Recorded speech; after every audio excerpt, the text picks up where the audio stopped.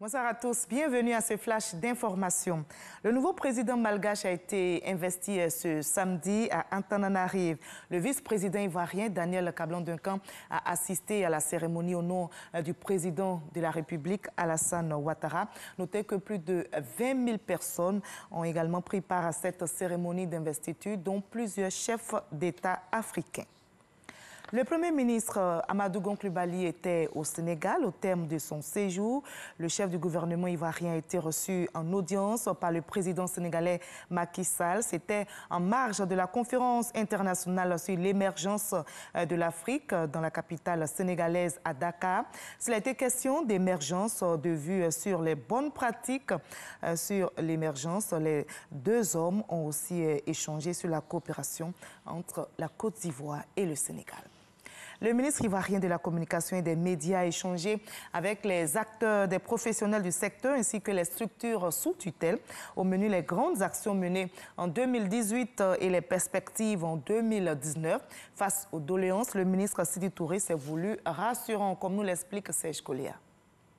Après 12 mois de dur labeur, le ministère de la Communication et des Médias jette un regard rétrospectif sur les grandes actions réalisées en 2018.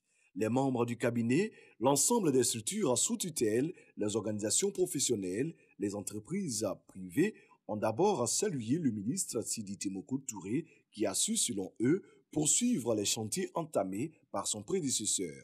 Malgré le dynamisme constaté, des efforts restent à déployer. Au compte des éditeurs de presse, la préoccupation majeure reste la subvention à l'impression qui est indiscutablement l'aide la plus importante au secteur de la presse écrite privée. Au compte des radios de proximité, la prise en compte des radios associatives par le nouvel organe en charge de l'aide publique et du développement des médias. La plateforme souhaite un renouvellement effectif des structures sous tutelle afin que celles-ci puissent fonctionner parfaitement. Le ministre a pris bonne note de toutes les préoccupations avant de rassurer tous ses collaborateurs. 2019 sera, j'en suis sûr, une année de bonnes nouvelles pour vous.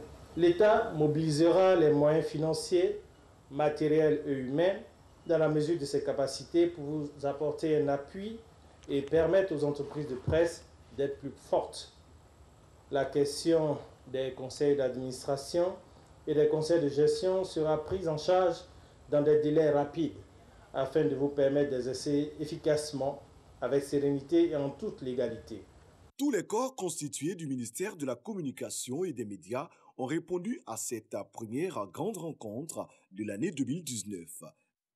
La République démocratique du Congo attend toujours l'arrêt de la Cour constitutionnelle sur les différents recours relatifs à la présidentielle contestée. Jeudi, l'Union africaine avait appelé à la suspension de la proclamation des résultats définitifs. Une délégation des chefs d'État de l'Union africaine est attendue lundi en RD Congo pour trouver une solution pacifique. Le président Paul Kagame, président en exercice de l'organisation, devrait en faire partie. En Libye, l'armée nationale mène depuis mercredi 16 janvier une opération antiterroriste de grande envergure dans le sud du pays. Elle annonce avoir éliminé hier vendredi Abou Talha al-Libi, dit le Libyen, un chef de l'organisation Al-Qaïda au Maghreb islamique AQMI.